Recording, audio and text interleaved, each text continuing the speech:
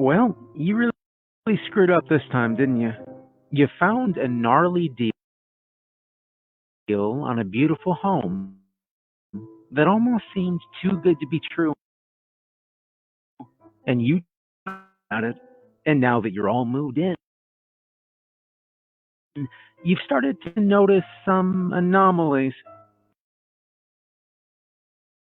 You know the type. The spooky dooky anomalies of a supernatural persuasion, bumps in the night, doors opening and closing by themselves, auditory hallucinations of voices and whispers. It's more common than you may think, but not everyone realizes the danger. These signs could be proof that some forsaken lost souls inhabit your property. Maybe the previous grandmother self immolated. Maybe dear old dad went suddenly insane, repainted the house with the blood of his children. Or mom tried seducing demons in the basement. If this sounds even vaguely familiar to you, and you were looking to the good old internet for help,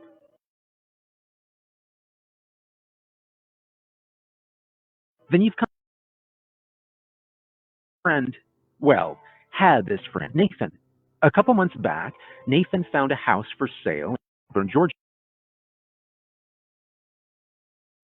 It was nestled along a remote stretch of woods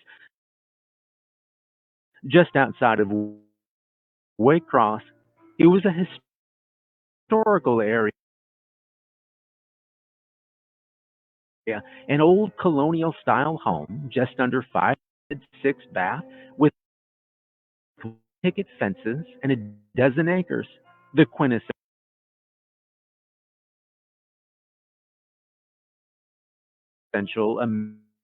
American dream house by all accounts.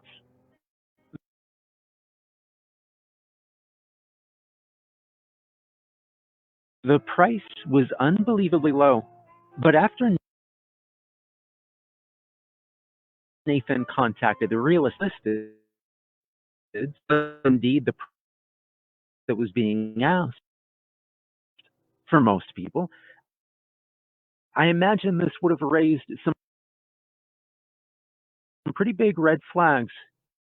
But Nathan, type of idiot, the machismo is substantial for conquering all of life's obstacles. I know it's not kind to speak ill of the dead like that, spoiler alert, but I'm just trying to give an accurate portrayal of the kind of person Nathan was. You know, the alpha male who hits on your girlfriend and lives at the gym. For people like Nathan, friend is really just another word for ego reinforcer. He was cocky and often let pride get the better of him. His wife, Janelle, was actually my ex girlfriend from a while back. They had 2 kids, Natalie and Mason, who were both spoiled brats. Again, I'm just trying to give an honest perspective of them in hopes that we all may learn something from what happened. You see, what happened to Nathan, which I'll get into later, was something which I believe could have been easily avoided if he'd only followed a few simple instructions. After the funeral, I got to pondering on the matter and realized you really all need is a set of rules to follow if you believe your house is haunted. Let's begin. Rule number one: when looking to purchase or rent a house, always ask for the history. Odds are, if a house is being offered at way below market value, then there is a very good reason for it being that way. Nathan didn't do this and thought that the market price was simply the universe handing him something he didn't really earn, as it often seemed to do. Nathan jumped at the offer, and within a few weeks, he and his family were approved to begin moving in. I volunteered to help them move in, and I'll be honest, the house was absolutely gorgeous. Things were great for them at first, but Nathan soon started noticing some odd occurrences. It started with this knocking sound that seemed to reverberate all over the house at odd hours. He said he could never seem to pinpoint where it was coming from, and it never seemed to originate from the same place twice. Eventually, he just chalked it up to the house settling.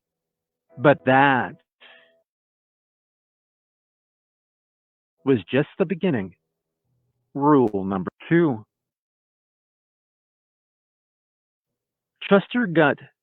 Your home is the last place you should feel uncomfortable.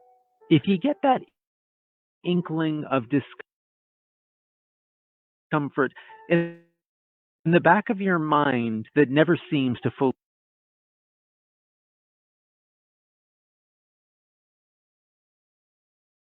dissipate, pay attention to it. It's probably your. Nathan tried ignoring these sounds, told his wife that it was just normal or the wind, and comforted his children when they felt scared. He had two dog labs, and both become very anxious after moving in. Nathan did his best to get medication to help the dogs relax, but it didn't seem to help much. That brings us to rule number three. Along with your gut, you should also trust your pets. Animals have instincts far greater than humans. It's been said that man is the only creature who will sense danger and still wander into it. Animals have a sense for the supernatural, dogs and cats in particular. If you find them growling at what appears to be nothing, or constantly staring into specific areas of your house, then pay attention to that. Odds are they can see something you can't. Nathan told me that Rusty, the older of the two dogs, would pace the hall each night for hours. He said it was like he was standing guard over something. On more than one occasion, Rusty suddenly blurted into a ferocious bout of barking and snarling. Nathan would come out into the hall, but never found anything. He grew concerned for Rusty and took him to the vet, but the vet confirmed he was in good health. Meanwhile, Sailor, the younger dog, slept at the side of Mason's bed each and every night. The poor boy soon developed crippling nightmares that would torment him relentlessly, and Sailor seemed to sense it. Each time Mason would wake up screaming, Sailor would be there to try and comfort him. And that segs perfectly into our next rule. Rule number four: beware the nightmares. Young children are similar to animals in the way that they said adults are not. This one can be difficult because there are many root causes of nightmares with things like anxiety, depression, and other mental illnesses. The telltale sign is whether your child suddenly develops them after entering the home. Poor Mason had absolutely horrific dreams, and night after night he would be tormented by them. He often spoke of them that came to him while he slept and whispered terrible things. He even said that some wake, but never more than a quick glimpse, and always in the shadows or outside in the woods. Nathan and his wife worried that perhaps Mason was schizophrenic, but multiple doctors confirmed that this was not the case. They tried giving Mason sleeping pills, various supplements, and burned incense to help him sleep more peacefully. It worked for a while until Natalie started having them too. Rule number 5: try to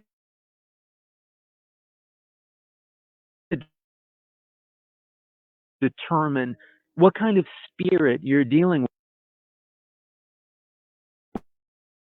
with at night, or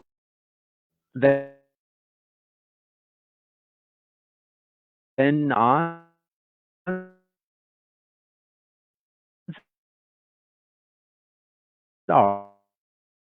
are your rather benign. They rather intimate and find their antics to be rather interesting. Most soul desired will become stuck in a sort of purgatory, but some, primarily young children, seem to be almost jubilant at times. Most of these are unnerving, but altogether harmless. But then there's the other spirits. Rule number 6: if you or any member of your family develop inexplicable bruises, cuts, or lesions, then do not take them lightly. This should be a massive red flag and is a very bad sign. If you feel as though you are being attacked as you sleep and wake up with unexplained scratches or wounds, then just get the hell out of the house. Honestly, a malevolent spirit capable of inflicting physical wounds is not something to be trifled with. Odds are it's a demon. And honestly, that is the best case scenario. There are other non Abrahamic related entities that could be responsible as well.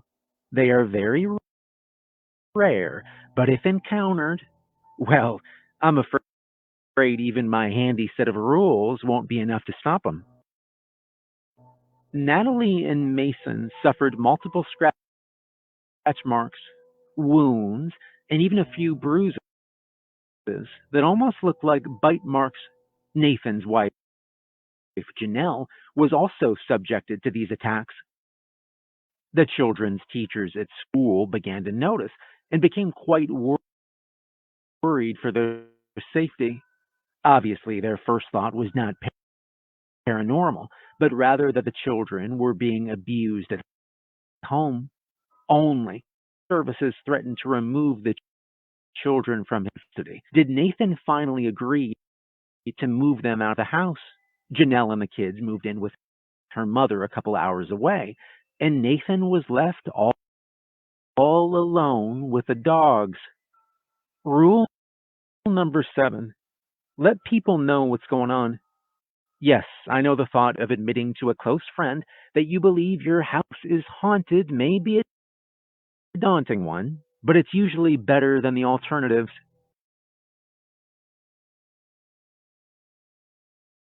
The modern world rarely takes these claims seriously. We put ghosts in movies and video games. See one, we aren't so quick to believe them. Technology and science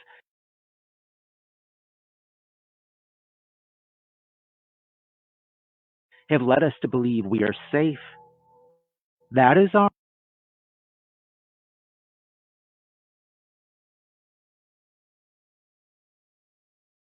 our folly, but it's also a topic for a different day. Rule that Nathan did not abide.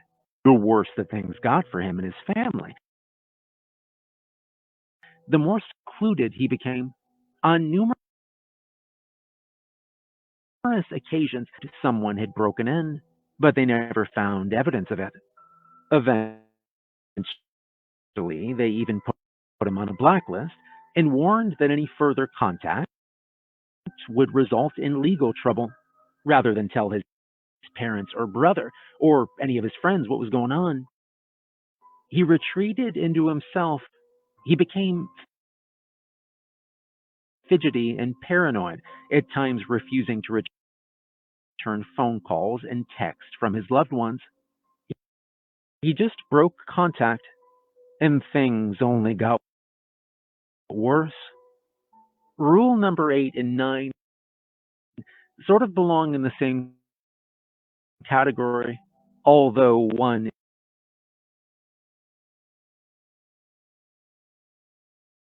is a little more extreme than the other. Rule number 8, something is up. Like I said earlier, the modern world has little time to entertain the notion of ghosts and the supernatural, but that shouldn't ward you off. If you're unsure about whether your home is being haunted or not, then a routine cleansing can do wonders for you. I'm willing to bet there are mediums and priests in your town that can get the job done. Even if you can't find anyone local, you can always just go online and find instructions for yourself. It's not as effective that way, but it's better than nothing. Rule number 9, if you're really feeling as though you're in danger, get someone to perform an exorcism. It's the step that no one wants to take, but desperate times call for desperate measures. Priest, even if you yourself are not religious, these people honestly do know how to help. There's some evidence that Nathan was attempting to do this, but it's unknown why exactly it didn't work out. Maybe he second guessed himself and thought he could handle it. Or maybe his ego took control once again. Nathan had been collecting evidence for a while and had amassed quite a stash of clues. He had audio recordings which relayed banging on the walls and footsteps in the attic. He took multiple videos, but none of them really anything except for the last one. But by that point, it was too late. In his, he also wrote that he experienced items in the house levitating on several occasions, but sadly, he had no recorded proof of this. Rule number 10, the big one: whatever you do, don't try to antagonize the spirit. This should really go without saying, but angrily challenging the spirit or daring it to manifest is a really bad idea. But as you may have guessed, Nathan and his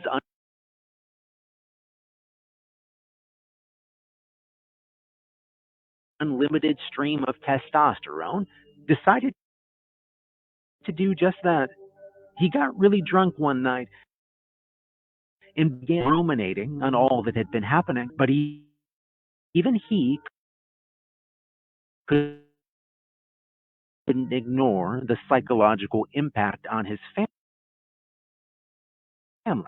He realized his relationship with his children and wife were being heavily strained, and his new house had become a place of hostility. This made Nathan very angry.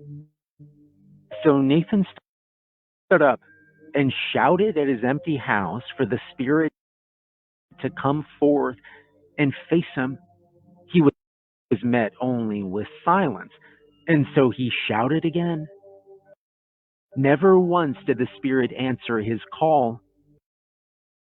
After a few more verbose challenges, he broke into a bout of laughter, probably believing himself to look ridiculous. Apparently, not everyone who was watching felt the same. Nathan managed to stumble into bed not long after and was out cold within a couple minutes. Nathan had kept a security camera in his room in hopes of capturing proof. And that night, he found something. At around 2:13 a.m., Nathan is seen beginning to stir in his sleep in the security video. He grunts and speaks briefly, but the words were unintelligible. Suddenly, his eyes sprung wide open in the bed and began glancing around the room.